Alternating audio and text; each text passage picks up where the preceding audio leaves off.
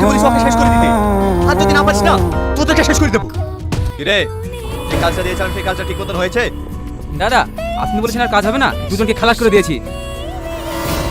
সাবাস, তোর মাসখানেকের জন্য গা ঢাকা দে।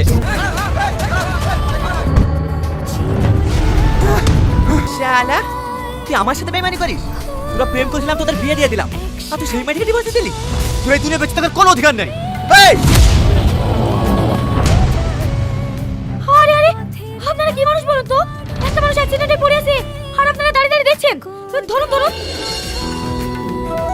কি হলো ধরুন? হ্যাঁ এই ধর ধর ধর। আপনি সত্যি অনেক ভালো মানুষ। যান তাড়াতাড়ি অনেক হসপিটালে নিয়ে। কি হলো এখনো দাঁড়িয়ে আছেন যে? তাড়াতাড়ি যান। হ্যাঁ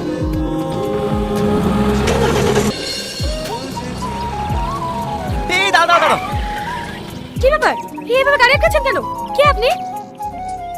আমাকে তুমি চিনতে পারছো না? আমি সেই ও আপনি সেই লোক না সেদিন অ্যাক্সিডেন্টের সময় ওই লোকটাকে হাসপাতালে নিয়ে গেলেন?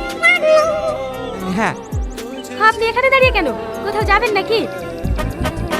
হাসেন, আপনাকে নামিয়ে দিই।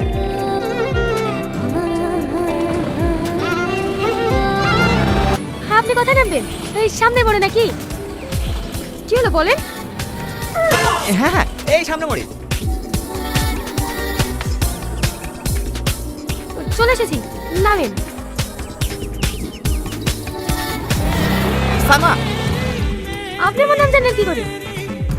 না মানে সেদিন তোমার বান্ধবী তোমার নাম ধরে ডাকছিল না, সেই দিনে জানতে পারি তোমার নাম সালমা। ও ঠিক আছে তাহলে থাকেন, আসছি। দাদা টনি তুই এসে? আমি জানতো তুই আমার বিপদের কথা শুনে কোনোদিনই থাকতে পারবি না।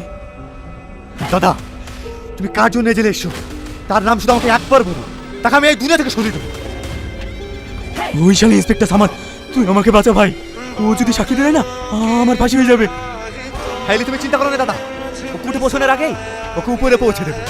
কি বাবা তোরা এখানে? তুই আমার দাদাকে জেলে পাঠিয়ে তুই শান্তিতে খাওয়া দাওয়া করছিস? খেয়ে নে, এটাই তোর জীবনের শেষ খাওয়া। তোর এত বড় সাহস একটা পুলিশ অফিসার বাড়িটা ঢুকে হুমকি দিচ্ছিস? তুই জানিস এর পরিণাম কি হতে পারে? পরিণাম সেটা পরের কথা, এখন তোর পরিণাম কি হবে তুই সেটা ভাব। আর আপনারা এভাবে উল্টাপাল্টা কথা বলছেন কেন?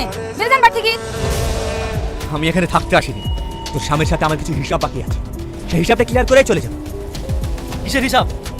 তোর কাছে দুটো অপশন, এক তুই যদি আমার ভাইয়ের নামে সাক্ষী দিস